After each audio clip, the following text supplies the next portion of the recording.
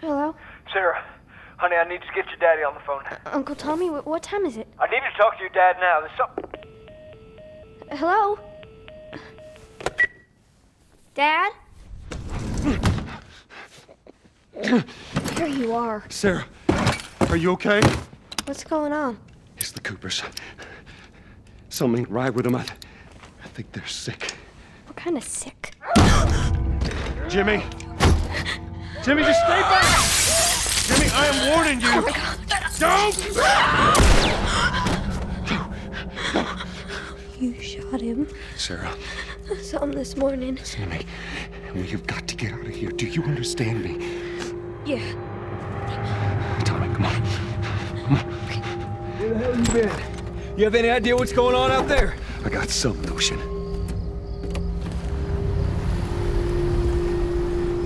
Oh, this is bad.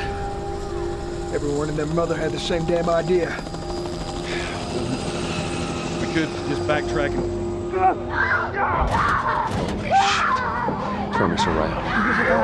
Tommy! Tommy! Holy shit!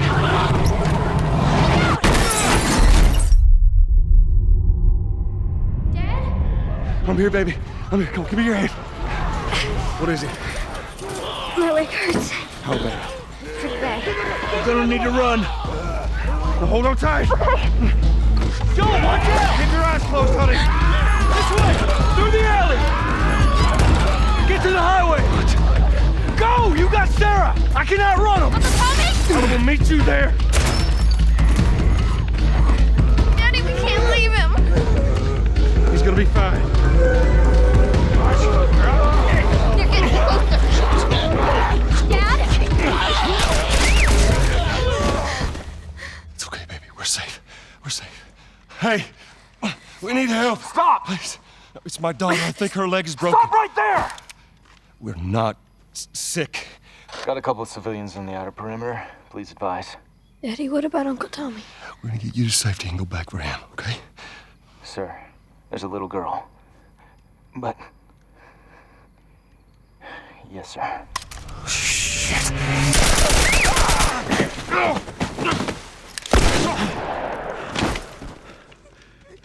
Oh, no. Sarah. Move your hands, babe. I know, baby. I know it hurts. Come on, baby. Please. I know, baby. I know. Sarah. Baby. Don't do that, baby.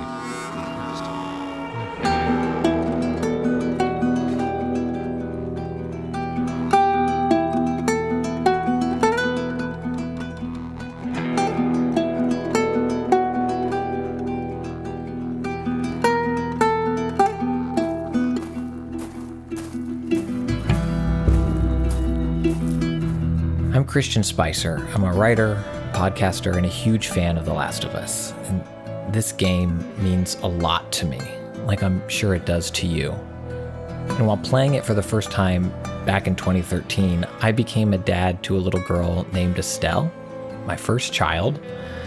We nicknamed her Ellie before the game came out, before I knew anything about it. And there I am playing the game late at night, playing through the devastating prologue we just heard. My daughter, Ellie, literally sleeping on my lap.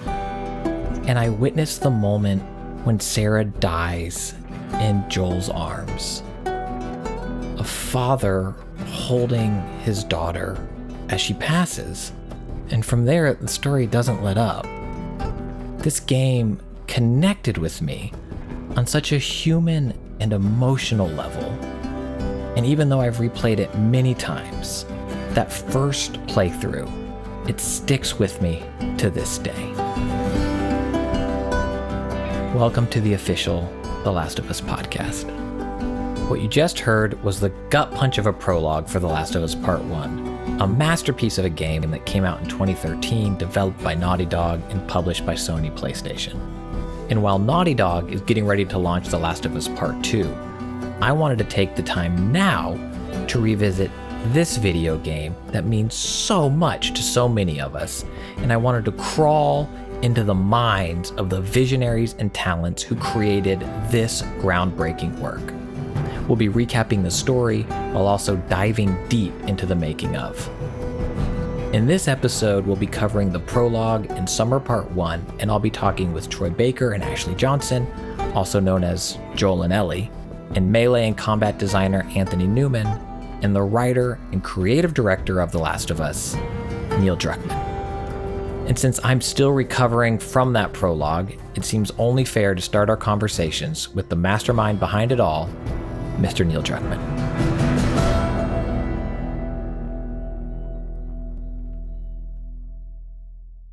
So jumping into the prologue for The Last of Us Part 1, the player starts the game as Sarah. And so immediately we're playing as a character who isn't the typical video game protagonist, right? Yes, a lot of those decisions came out of wanting to do something fresh, and then we ended up with all these extra wins that we didn't necessarily plan for. So initially the opening was you played as Joel, and you would go over your neighbor's house and see your neighbor get infected and have to do your first kill there as Joel, then come back to your house and get Sarah and be on your way. But the more we thought about it, it's like, one, it felt like, okay, I've kind of seen that before, So I was like, how do we make this interesting? And then in one of our brainstorms got the idea like, well, what if you saw everything through Sarah's eyes? And that became exciting because you're playing a much more innocent, not as capable person. So you feel the fear of the world kind of falling apart around you. What is going on? And you feel more helpless. Dad? We have very limited time with Sarah, and we need to establish this character and create all this empathy because she is the reason why Joel ends up the way he is when we're jumping into the future. And it was a nice foreshadowing of where the story is ultimately going when you play as Ellie. Kind of like you're playing these two daughters that this guy ends up having.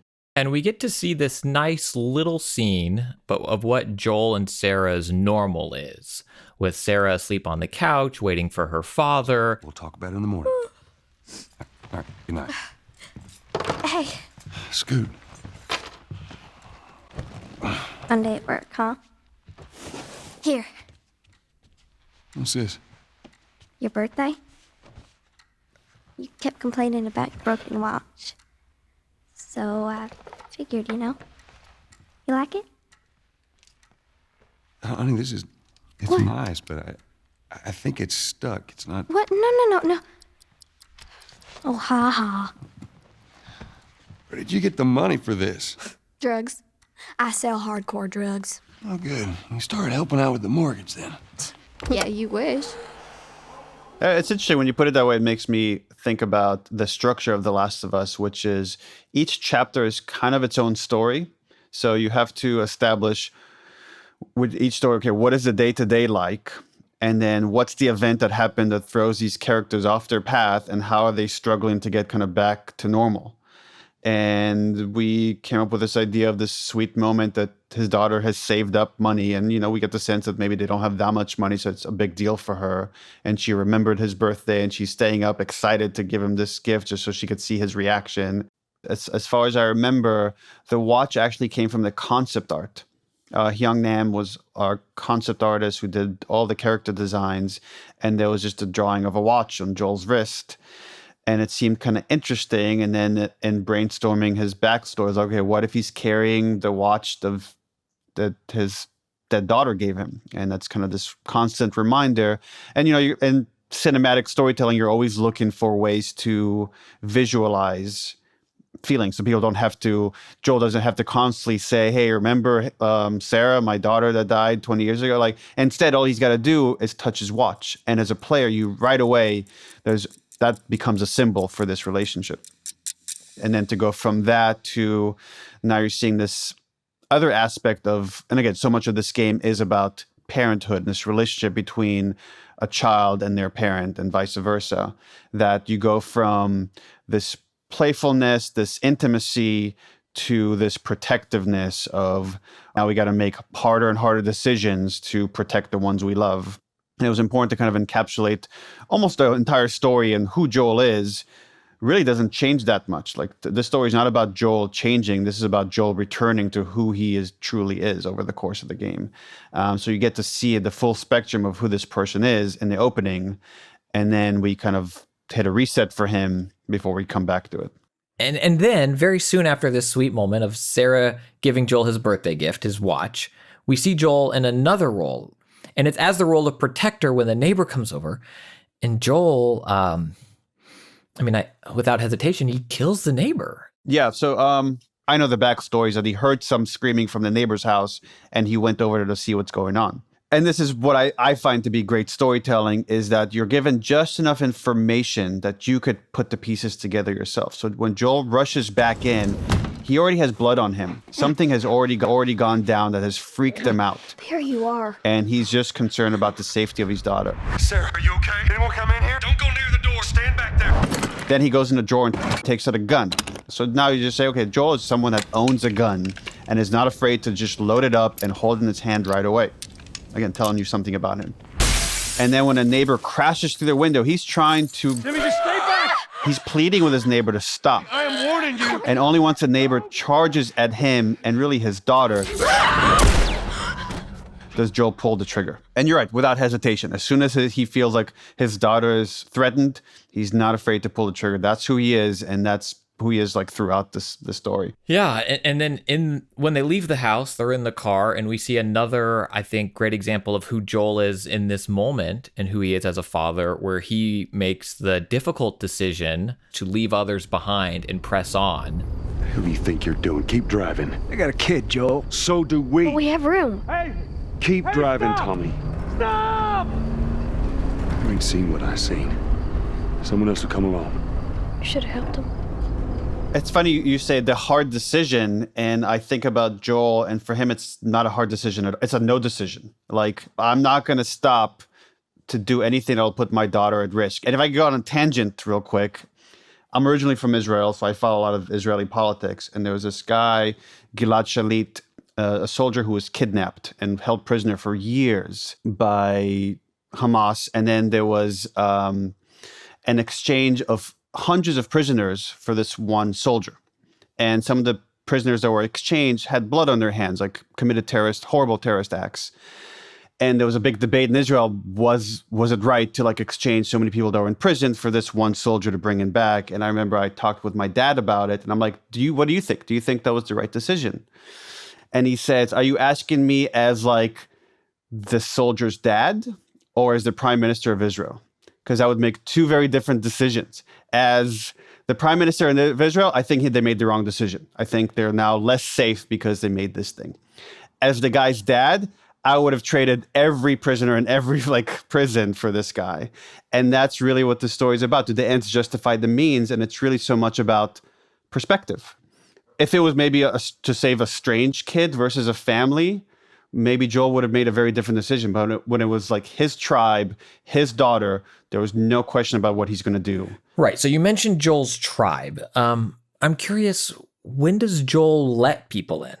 When is he willing to sacrifice for them versus, just keep driving and don't look back? Well, you always I think this is like a Robert McKee thing.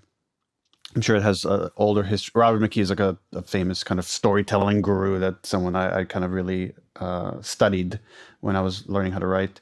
But there's this concept of, for characters, the worst thing, what's the worst thing that could happen to them? A fate worse than death. And Joel experiences that in the very opening. Oh, no. Sarah. Nothing could be worse for him. This is like the worst fate is his daughter dies in his arms.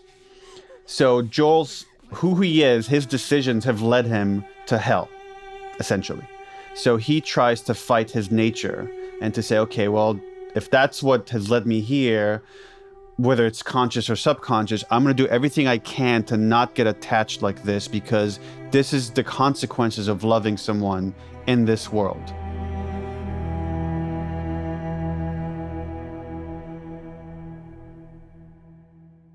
Were you already a father when that decision was made? I became a parent while working on The Last of Us. And this was one of the last things we did, was this sequence, the opening of the game.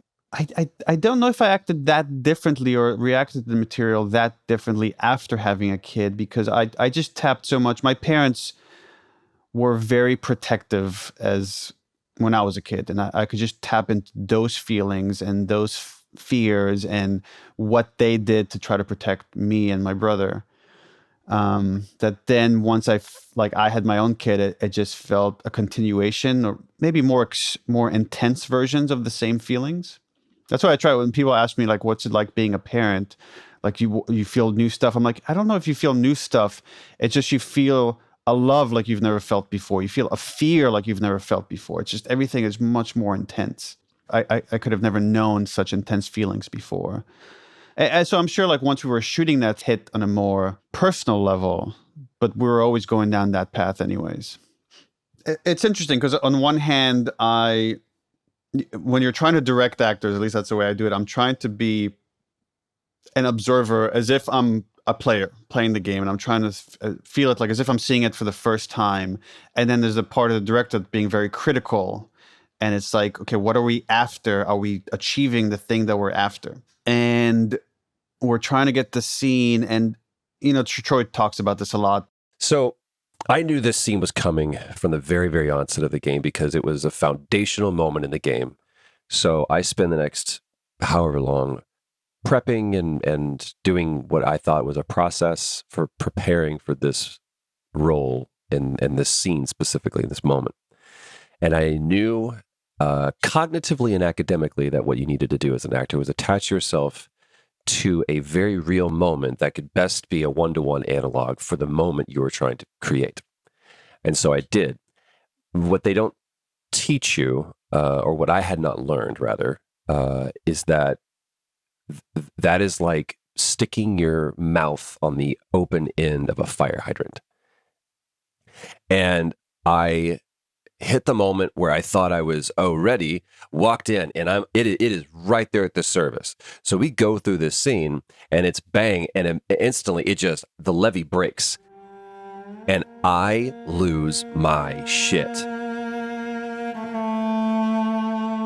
And all of a sudden, Joel is gone. There's no Joel in that scene. There's just Troy, and there's Troy having this huge cathartic moment. And I hear, cut. I'd like to go again. And I wasn't prepared for. I went, wait, what? So we go again. And now I'm forcing that moment, and it's not anywhere. It doesn't feel genuine at all. And I start crying again, cut. I'd like to go again. And we do this 5, 6, 7 takes. And finally, Neil says, okay, I think we've got it. And we all leave. I was exhausted. Then a month later, we're shooting again, and I'm outside, and Neil goes, so hey, next shoot, we're gonna do this scene. I was like, oh, cool. And he goes, and we also need to reshoot a scene. I was like, oh, which one? And he goes, and I went, dude, don't do this to me. And now I'm mad. And so a month later, we come back and we start shooting the scene, action, and I go straight into it. And it feels weird and it feels false. And we do it 3 or 4 times. And Neil walks up to me in between takes, and I'll never forget this. And he says, I'm picking up on some resistance. And I said, yeah, you're damn right you're picking up on some resistance, because we've got it. It's in the can. It was take 1. And he said, let me tell you what I have. I have a man broken. And I was like, yeah, his fucking daughter just died. He goes, no, I have a man broken. What I don't have is what's happening. This is happening. I can fix it. It's not working. She's going. She's gone. I'm broken. And that is when I realized that Neil Druckmann was the greatest director I've ever worked with.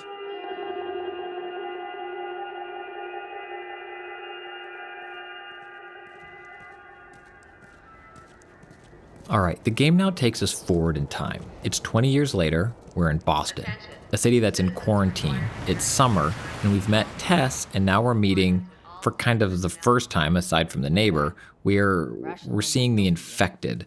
We're seeing what life is like for survivors of the outbreak. We're seeing what Joel's experience is like walking by a group of people being checked if they're infected. Get a life. No, I'm not infected. Hold her down. The scan's wrong. Do it. Please. Trying to escape and being gunned down. Holy shit. And that does not seem to faze him. And I think that sets up a big event for the player. And it's Joel and Tess coming across a human being who has been infected by the spores. Watch it. Help me. My mask broke. Don't leave me to turn. Please. What do you want to do? And Joel's action is to kill that person. It's kind of what we do at Naughty Dog is we try as much as we can to like find this marriage between interactivity and storytelling. So we came up with this concept of like, okay, as part of their smuggling route, Joel and Tess actually have these underground tunnels that they use, and they go outside of the city through Spores. spore-ridden areas where people that breathe in the spores could get infected. We get to see them wear gas masks, except here they go into this path, this tunnel, and some of this debris has collapsed on another smuggler, has broken his mask, he's breathed in the spores, and he knows he's going to turn.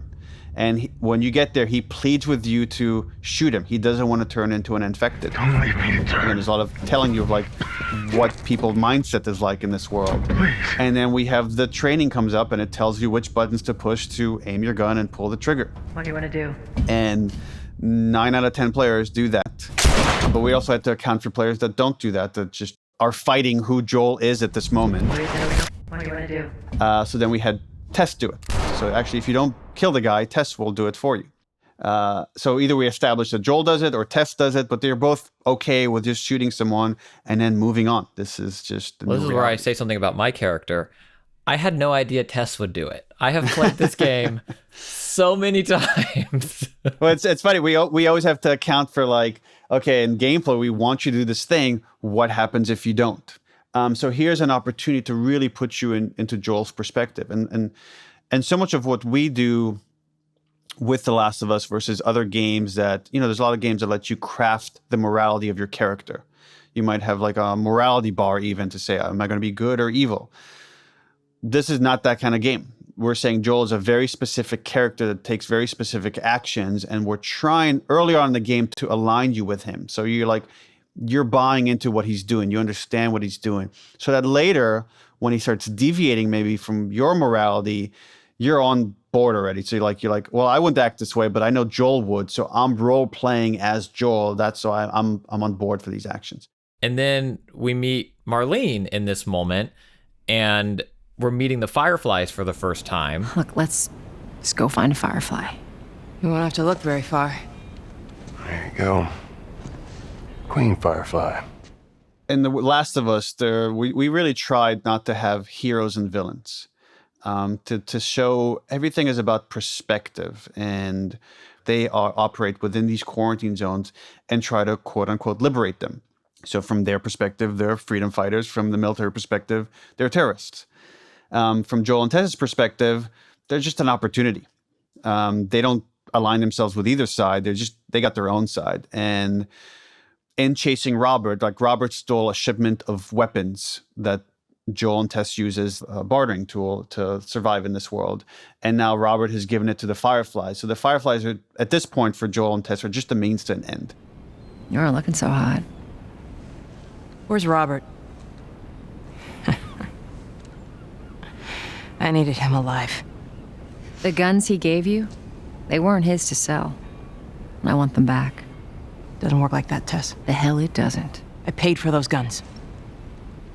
You want them back? You're gonna have to earn them. And they see them, especially we see it more from Joel's perspective, he doesn't care for them. He doesn't care for this kind of idealistic view of life. He doesn't think it's going to lead to anything useful. It's all about survival. So we run into Marlene that has some knowledge of these black market smugglers with Joel and Tess. and she sees that they've killed Robert, she was dealing with, and she needs to smuggle something out of this city. You do that, I'll give you your guns back, and then some. How do we know you got them? I gotta move. What's it gonna be? I want to see those guns. Follow me. And I think if Joel knew what the cargo was, he wouldn't have taken this on. We're smuggling her? You know, she's 14 years old when we first meet her, and we instantly see how scrappy she is because in that first meeting, she goes after Joel for touching Marlene and tells him to get the fuck away from her. Get the fuck away from her. Let her go.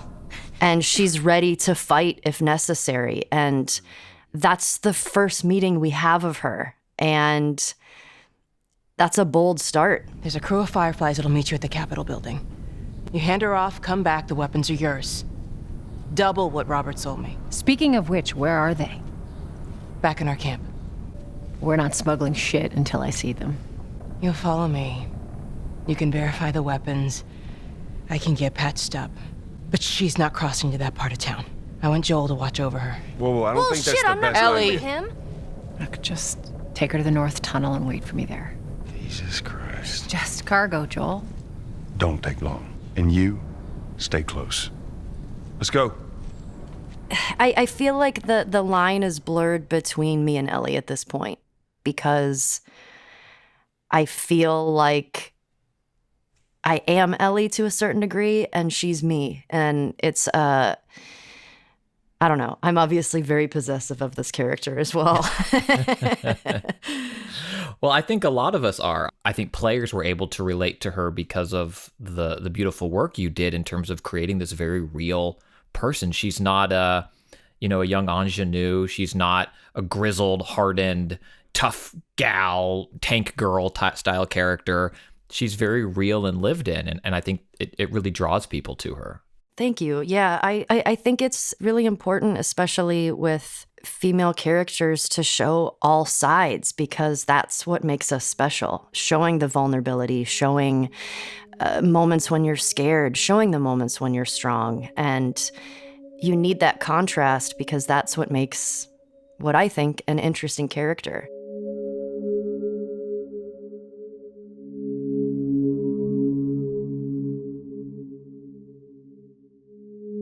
Ellie's such an interesting person, or it was an interesting window into the story in that Joel straddles both worlds, right? He's lived in the world that we know, so he's almost like a way for the player, is the player's mindset, because the player knows the world we know, and then they get transported into this other reality, much like Joel did.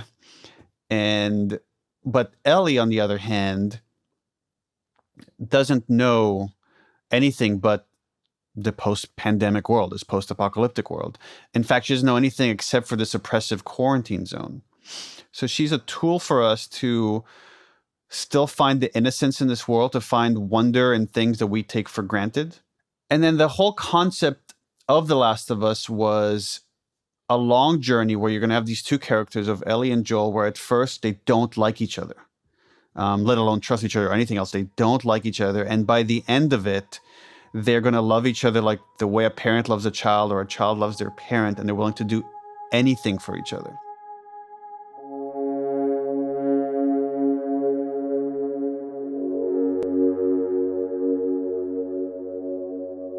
I'm curious if you could talk a little bit about Ellie's... Joel becomes a surrogate father to her. Marlene was maybe a surrogate mother to her in some form or fashion before. I would love your thoughts on kind of what is a family to Ellie and what she looks for in a mother or father and what those roles are or could be. Boy, because I'm sure in this world she sees other kids with parents. And I think is a relationship that a lot of us, even if we have it or if we don't have it, we're looking for that because you want guidance, especially at that age. And I mean, with Marlene, their relationship in particular is a complicated one. But they care about each other deeply. And I do believe that Marlene, in many ways, was a parental figure for Ellie. And I think when she meets Joel, I feel like it's parental from the get-go, but if you went on that journey with anyone, there's no way you would not have a connection with them. I mean, as you kind of see her life in Left Behind, you see that life is hard, but she's resilient, she's tough, she's funny, it's all she knows. There's a new kind of isolation that she starts to carry with her because of the weight of being immune. And it's why she doesn't tell anybody. And she's different. And when you're a kid and you're different, you want to hide that because you stop being relatable. And especially something like an immunity to this thing that no one else seems to have, that's incredibly isolating. And there's a lot of weight to carry with that. And I mean, that's why at the end, why she says it can't be for nothing.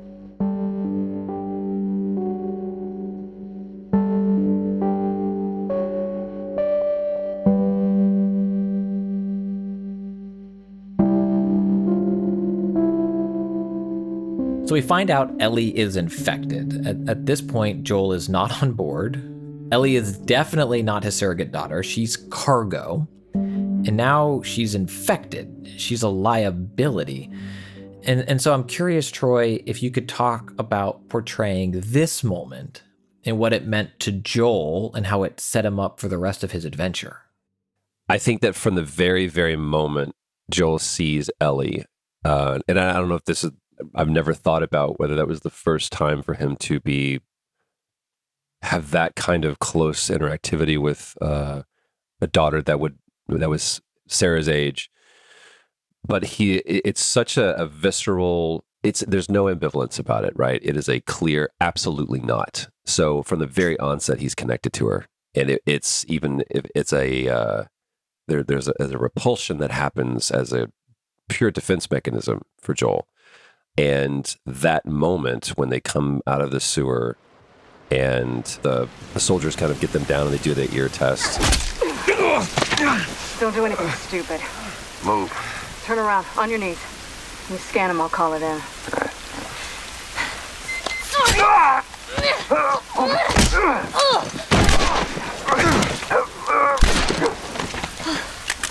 Oh, fuck.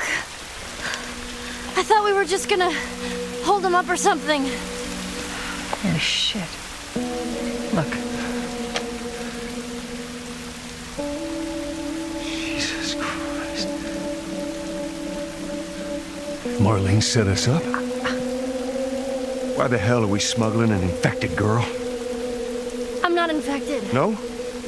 Was just lying? I can explain. You better explain fast. Look at this. I don't care how you got infected. It's 3 weeks old. No, everyone turns within 2 days, so you stop bullshitting. It's 3 weeks. I swear. Why would she set you up?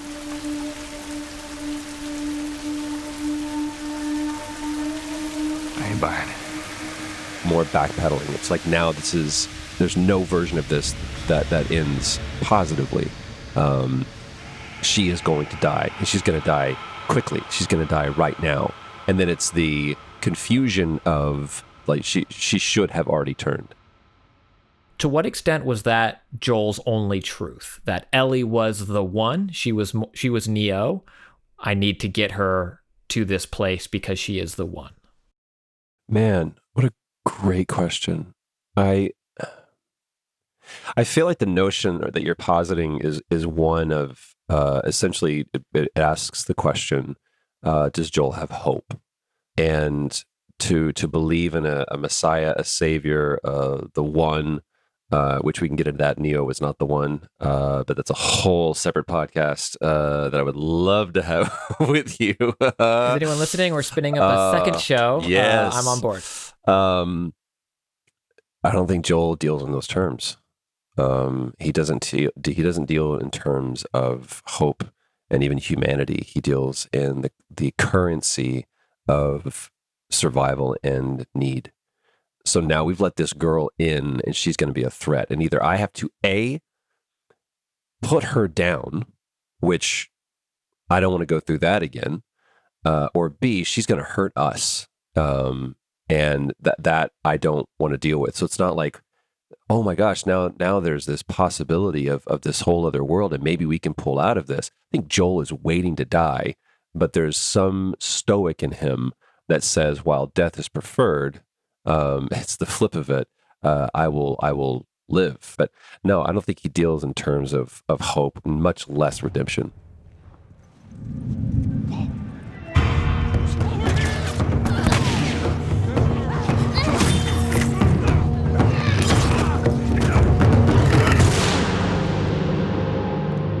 My name is Anthony Newman, and I was the melee combat designer on The Last of Us Part 1.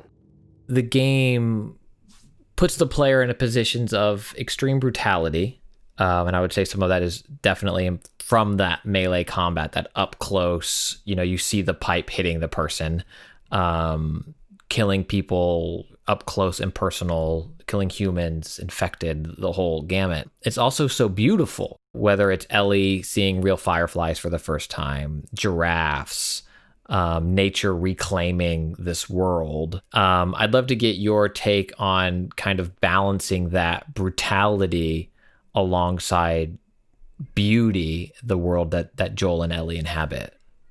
So at the studio, we're huge fans of Robert McKee and his works on like talking about story and narrative and stuff. And one of his points that I always loved was that what makes for really interesting characters is dimension. And essentially when he's talking about dimension, he's talking about contradiction. So, one that comes to mind is, Han Solo from Star Wars. On the one hand, he's selfish and in it for himself. On the other hand, when push comes to shove and like Luke is in trouble, he's out there rescuing him and stuff. So it's this internal contradiction between his selfishness and his selflessness that makes him kind of charming and interesting as a character. And I think that kind of thinking was underlying a lot of the decision making to make the world both brutal. So if everything was just super, super dour and a bummer, that's kind of not as rich of an experience. And, the fact that the game has both, a clicker ripping your throat out and Ellie telling you a joke from a joke book. It doesn't matter how much you push the envelope, it'll still be stationary. I think that makes for just a really rich and multifaceted experience. So I'm glad they approached the game with that in mind. So one thing that was pretty interesting about this is initially there were only clickers. Initially, the only type of infected in the game were the fully mushroomed out clicker enemies. And in the original pitch for The Last of Us 1, infected were meant to be this kind of background radiation against a story that was really about human conflict. As things kind of developed, though, and we took a closer look at the story and the kind of scenarios that you were meant to be in, we realized there are actually quite a few infected encounters, and it's getting pretty boring to fight the same enemy over and over again. So it was actually remarkably late in production. I would say maybe 10 months before we shipped the game or something, 11 months, that Bruce split the infected into 4 classes. Quick side note, Bruce Straley co-developed and directed the game with Neil. So kind of in ascending order, there were runners, stalkers, clickers, and bloaters. So it's like kind of the power scaling of those enemies. There's some kind of interesting differences between all of them.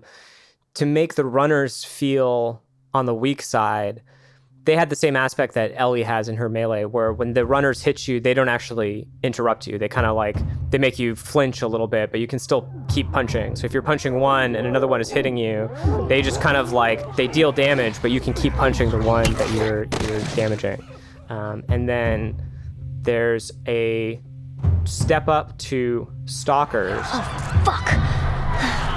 Stalkers. Stalkers were another thing that came on remarkably late. Their ambushing, their like hiding and peeking around corners thing, that was something that had been like pretty well developed. But their actual melee was something I remember this specific conversation with Bruce where like I forget exactly why, but they had no melee of their own. They just used the same runner abilities, and they're only in 2 encounters in the whole game, so they kind of were in this chopping block space of like almost not existing. And I remember it seriously had to be like 2 months or less before we shipped the game, and Bruce was like, we need these guys, we need melee, we need them to be unique in some way.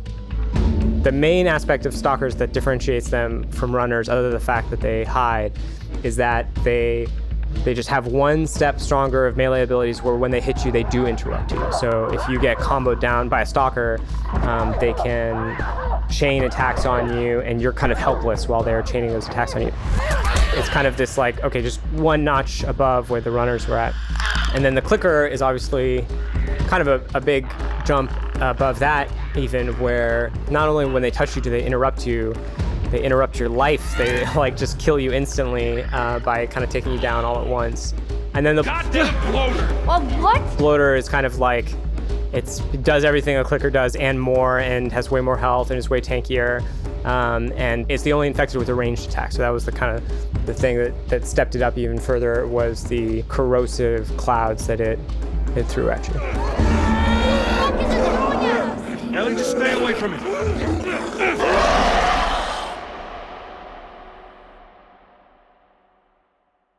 So at this point in the game, it's Ellie, Joel, and Tess, and they've made their way through the city to the Capitol building. No. And they find out No. that the group of fireflies they were looking for, they're all dead. What happens now? Maybe they had a map or something to tell us where they were going. How far are we gonna take As this? far as it needs to go. Where was this lab of theirs? Oh, she never said. She only mentioned that it was someplace out west. What are we doing here? This is not us. What do you know about us? About me? I know that you are smarter than this. Really? Guess what? We're shitty people, Joel. It's been that way for a long time. No, we are survivors. This is our chance. It is over, Tess! Let's just go home. I'm not going anywhere. This is my last stop. What? Our luck had to run out sooner or later. You going on? No, don't touch me. Holy shit. She's infected. Joel. Let me see. Oh, Christ. Give me your arm. This was 3 weeks. I was bitten an hour ago, and it's already worse. This is fucking real, Joel. You've got to get this girl to Tommy's. He used to run with this crew. He'll know where to go. No. That was your crusade. I am not doing that. Yes, you are. Look. There's enough here that you have to feel some sort of obligation to me, so you get her to Tommy's.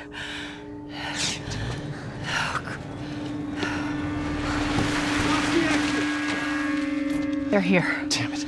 I can buy you some time, but you have to run. You want us to just leave you here? Yes. There is no way that... I will not turn into one of those things. Come on. Make this easy for me. I can find... No, just go! Just fucking go. Ellie, I'm sorry. I didn't mean for this. get a move on.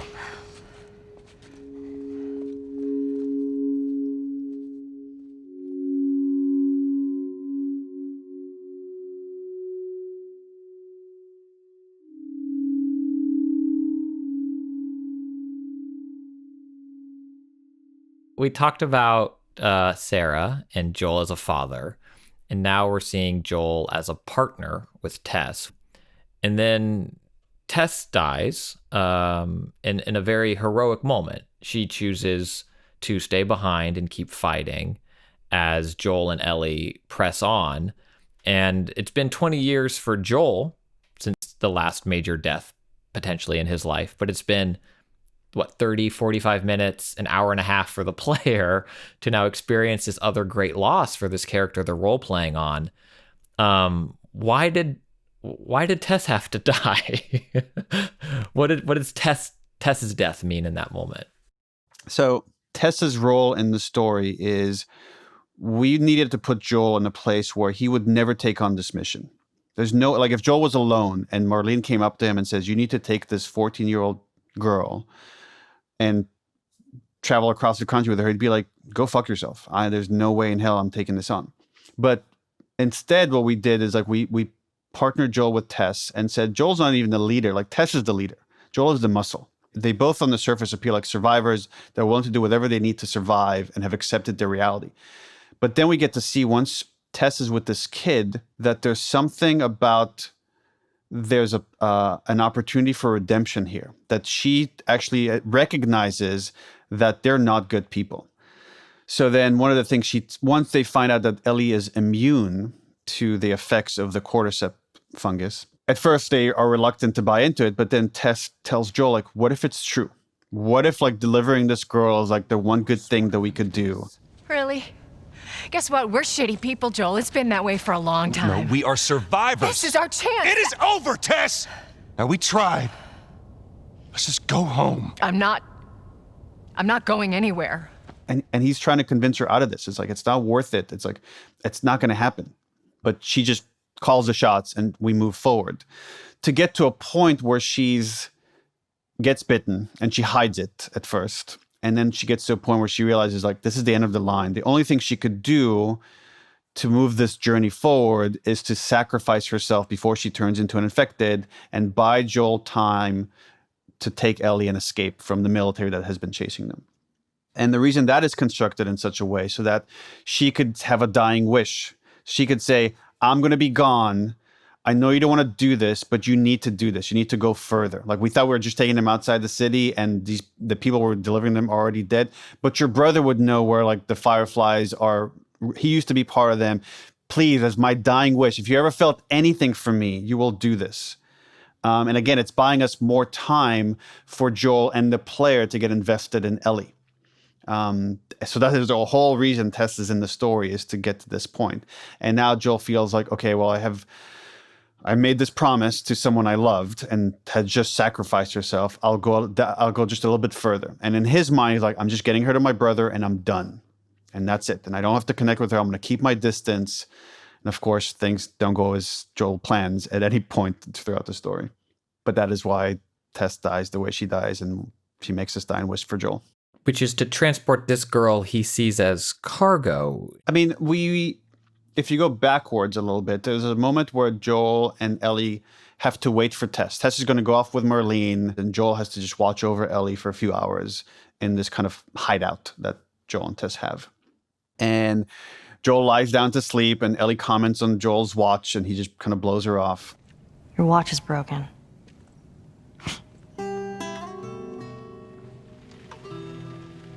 And then we see this moment where it's kind of this recurring theme where Joel wakes up from nightmares. You mumble in your sleep. And Ellie asks him about his dreams. I hate bad dreams. And then she starts telling him, like, they have this window where she could look outside and she sees the end of the quarantine zone. And she's like, I've never been this close to the outside. And he starts to see her as more than just cargo. You know, I've never been this close to the outside. Look how dark it is. Can't be any worse out there. And then after this moment where she shows this moment of innocence, he asks her, What on earth do the Fireflies want with you? And we see that he didn't let that go. He's starting to care. So we kind of drop these hints. We foreshadow that despite everything he's saying consciously, on a subconscious level, there's something else happening. And then we see it after Tess dies and he escapes with Ellie from these infected tunnels, and they're alone for the first time and they can regroup. And Ellie's trying to apologize about what happened to Tess. I'm sorry, I didn't mean for this. Get a move on. He shuts her down. He's like, okay, here are the rules. Like, you're just going to follow me. We're not going to talk about the past. We're not going to connect in any way. Like, he's trying to find ways to protect himself. And of course, Ellie is her own person. And even though she's like says, sure, in this moment, I'm agreeing to your rules, none of it is going to go the way Joel wants it to go.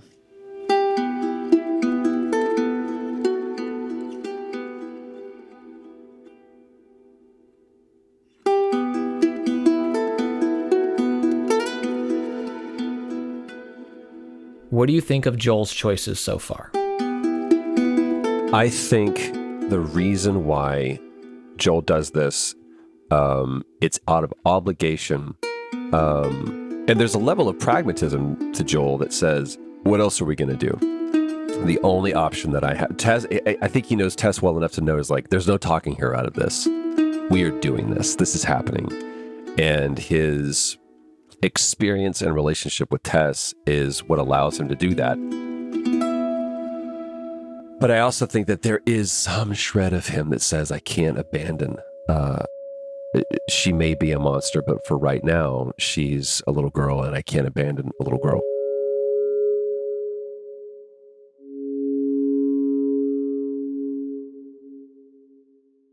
So things have changed quite a bit from how Ellie's day started. And I'm curious, Ashley, what you think of Ellie's choices of going off into this unknown with this person, with Joel, right?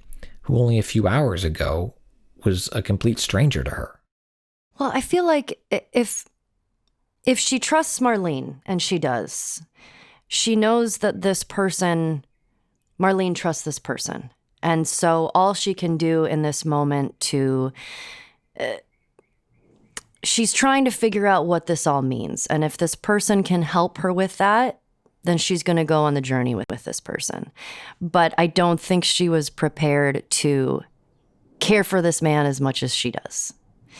And I think I love how Ellie is written. I think all of the choices she makes are so bold and brave. And I mean, I've said this before, I still feel so proud that I was able to play this character. But I think their relationship is so interesting and different. And yeah, I mean, I love the choices she makes. I think they're perfect for her. You mentioned Ellie looking out the window outside the quarantine zone, and we have this nice moment where Ellie gets outside of it and she sees fireflies, the actual insect. I mean, real fireflies. Yeah, I see that. Sorry, I lost myself for a sec. And we have this moment of story being conveyed through dialogue that isn't a cutscene, that the player, I believe, has to hear, but could kind of be doing something else in that moment. Yeah, that's what makes our medium unique, is that you get to experience things yourself. So when we have, let's say, Joel and Ellie walk through a forest in the game for the first time, and you look at the artwork that Naughty Dog artists have done, and it's just beautiful. We can write dialogue that actually reflects Ellie seeing a forest for the first time. And she talks about, I've never been through the woods. I've only lived in a concrete quarantine zone. So you, as a player, you get to you appreciate the graphics of the game, and then you get to hear this girl comment about it, and you're like, oh right, that is kind of pretty, and then she'll constantly comment about seeing a bird for the fly for the first time, or seeing fireflies, and she's like, look, actual fireflies, something she probably only read about or seen in a picture of in some falling apart National Geographic magazine that maybe she got to look at. Joel is probably someone that has lost all appreciation for beauty and art and the good things this world has to offer. Everything for him is just about surviving another day. So in a way, as cliche as it sounds, it's he's dead. Joel has died along with his daughter, and Ellie is now slowly bringing him back to life.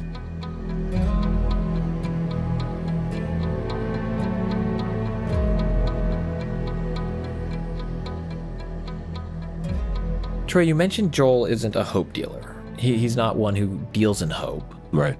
So if it's not hope, what is Joel fighting for? Calling back to that moment when that argument between Tess and Joel, and Tess is the one who says we are shitty people. It's been that way for a long time. And This is who we are. We do the dirty work. And Joel has convinced himself, no, we are survivors. This is what we do. I am sure that there's been multiple moments where Joel has loaded that gun with the pure intention of ending it all. I think that there is a silent contract that he has with Sarah that he would not allow himself to do that. I believe that he feels that there's no absolution in that. That's not the solution to the problem. So what is the solution? The solution is that I survive.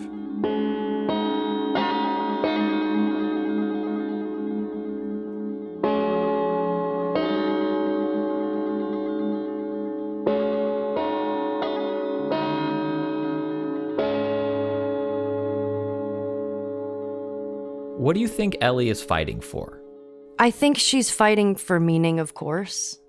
You know, like I said, I think having this thing happen to her, and with the loss that she's already experienced at this point, with losing her mother, losing Riley, you know, and like all of us, it's still trying to find the meaning in that. And also, you know, with spending time with the Fireflies of like, hey, maybe we can do something great. Maybe we can turn this around. And maybe I could be the key to that thing. I think she's really, truly just trying to find out why this thing happened to her and why she's the way that she is. And if she is, then maybe she can help other people.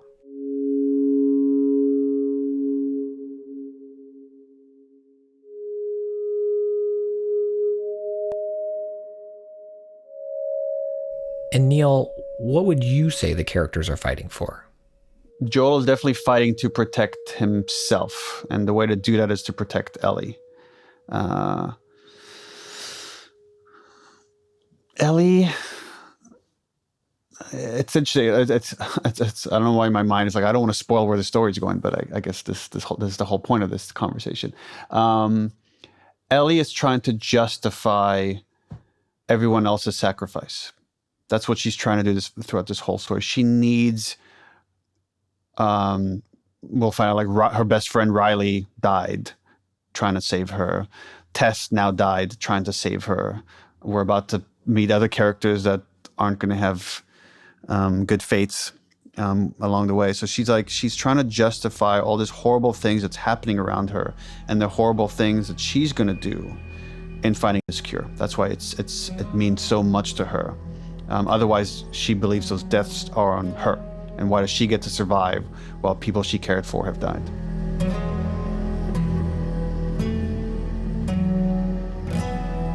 Next week on the official The Last of Us podcast.